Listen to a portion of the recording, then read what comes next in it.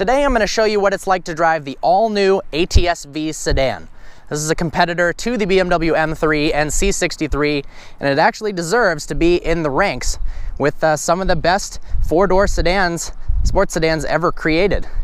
I love the way it looks all around. The side's a little bit boring, but the front, with the carbon fiber hood and the carbon fiber front splitter, looks absolutely aggressive. Let's walk around to the interior. Now, room for the rear passengers is actually quite good. You've got an excellent amount of headroom, and legroom is plentiful as well. It's definitely competitive in its segment in terms of space and comfort for the passengers. Hop on into the inside. Got nice welcoming graphics. Start it up, push button start. Right off the bat, you notice the steering wheel is of the perfect diameter, and the Alcantara wrapping gives you great grip. The paddles are in a fantastic location. I like the way they're chromed. There's two transmission options. You've got the 8-speed automatic, which is offered here, and a 6-speed standard manual transmission. I'd probably opt for the 6-speed manual, as I'll talk in a bit. The paddles tend to lag a little bit. I'm not a huge fan of the instrument cluster here. It looks pretty outdated, especially with some of the new full digital instrument clusters. This infotainment screen is somewhat easy to use. However, the buttons can be a little annoying because they are touchscreen. But one of my favorite features is the performance data recorder. We don't have an SD card inserted, but you can record what's going on ahead of you using the front camera and then look back at it later with speed, gear, lateral Gs, and stuff like that. When you put it in reverse, it automatically activates the backup camera. As you can see, the graphics are not very good at all. The refresh rate's a little slow, and compared to some modern technology, it's a little bit behind. It's rush hour traffic right now, so I thought I'd do a city point of view drive as opposed to more of a performance-oriented one. Obviously, you know that the ATS V is a high-performance sedan, and in the review that will be coming out very shortly from us, we'll give you a lot more features and a lot more info on what it's like to drive, and I'll give you a hint. It's absolutely awesome. But how about we take it for a little spin around the block to see what it's like to daily drive one of these. You're not going to always be going all out on the track. Under the hood of the ATS V is actually a reworked CTS V Sport motor. It's a twin-turbo V6. The boost is up from 12 to 18 PSI thanks to some new turbos, and power sits at 464 horsepower and 444 pound-feet of torque. That is a lot. It means 0 to 60 happens in 3.8 seconds, the quarter in 12.1. So in terms of speed, you don't have to worry about that whatsoever.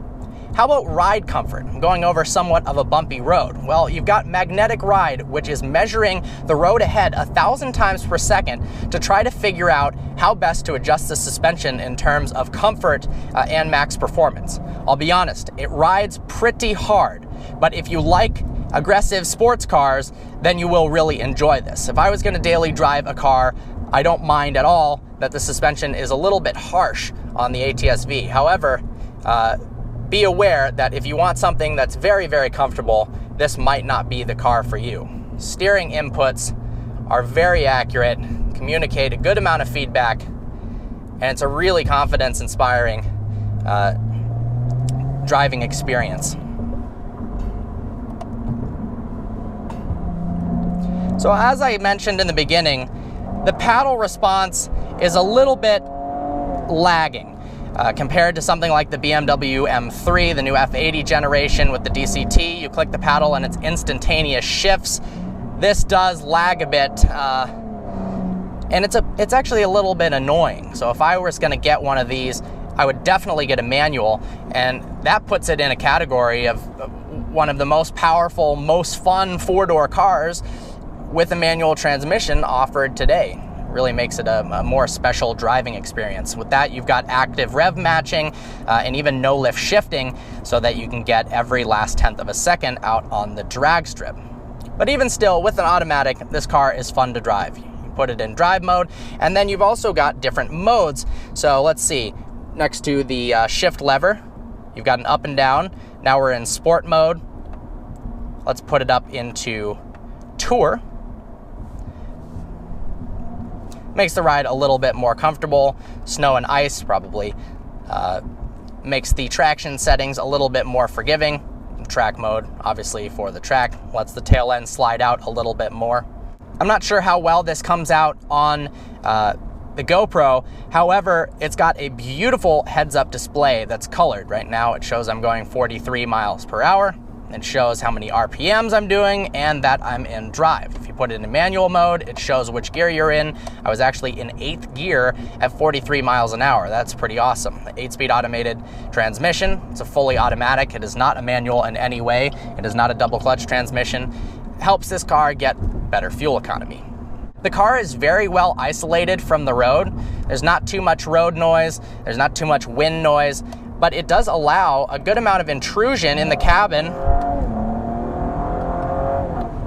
of that twin turbo V6, and it's actually one of the better sounding V6s on the market. I'm pretty impressed. You know, from the start of this, I was a little worried, twin turbo, and it's a 6-cylinder, but of course there are great sounding twin turbo 6-cylinders, like the Nissan GTR, for instance, or if you go aftermarket on an M3, they can sound pretty darn good as well. With the paddles, you have to actually upshift before red line, and then the car reacts and shifts at red line. So it's a little bit of that paddle lag. You can't shift at 6,500, otherwise you bounce off the red line. And that, in a way, hinders the driving experience. Obviously, you would get used to it, but they gotta work on their response time. The seats are very, very comfortable. These are Recaro 16-way adjustable seats. You can tighten the side bolsters enough to squeeze even the skinniest of occupants, and you can make it wide enough if you want it less aggressive. Very comfortable over long roads and driving around in traffic. It's totally fine. Now, because this car is turbocharged, it does suffer actually from a tiny hint of turbo lag, something that's not really present in something like a BMW M3. But because of that, it actually makes lower speed driving more practical and more comfortable. Because the turbos haven't kicked in, it's not as touchy, and it really feels like a very, very easy car to drive, something that anybody could drive normally. And if you don't press the gas more than a third of the way or half the way, you wouldn't know that this is a quick sports car. And that's pretty good. On the side, you've got an awesome collision avoidance indicator right there. It lights up in yellow in my side view mirror to let me know that there was someone in my blind spot. That's come in handy a few times and is a great new technology that manufacturers are adding to cars. Visibility is great in this car, even over your shoulder on the right, the rear view visibility, as well as the frontal visibility. Makes this a very safe feeling car. If safety is important, the ATS-V definitely has you covered on that, and you've got the extra power to make evasive maneuvers if you need to. You've also got Brembo brakes, so stopping isn't an issue as well. Lease deals on these cars are as low as $528 a month. That puts it in to Scat Pack Charger territory, and I would much rather have this car than the Charger. For $500 a month, this might be the best, for certainly one of the best cars you can get for the money in terms of all-around practical. It's got performance. It's definitely got the looks. This is a stunning vehicle. It sounds good, and it is one of the best handling sedans ever created. It's almost like what the Chevy SS wanted to be.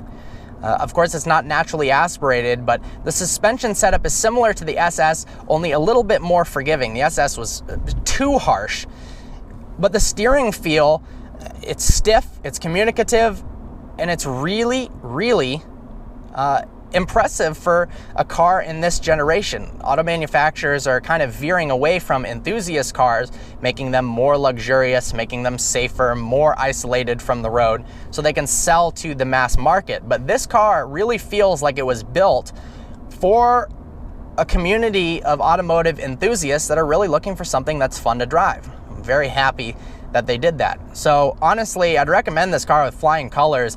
Get the 6-speed manual for sure. I actually haven't really played around with active rev matching on a 6-speed manual, but I imagine it makes it a little bit easier. Honestly, I recommend this car with flying colors. If I were to get it, I'd probably get a sedan with a 6-speed manual to really complete the experience and take away from really the only negative with this car is the paddle response. Of course, I'm not a huge fan of the Q system, but apparently they're in the works of revamping that. It's definitely due for a refresh. There you have it. I hope you enjoyed this video. Like always, please browse our channel and subscribe. Look forward to seeing you next video.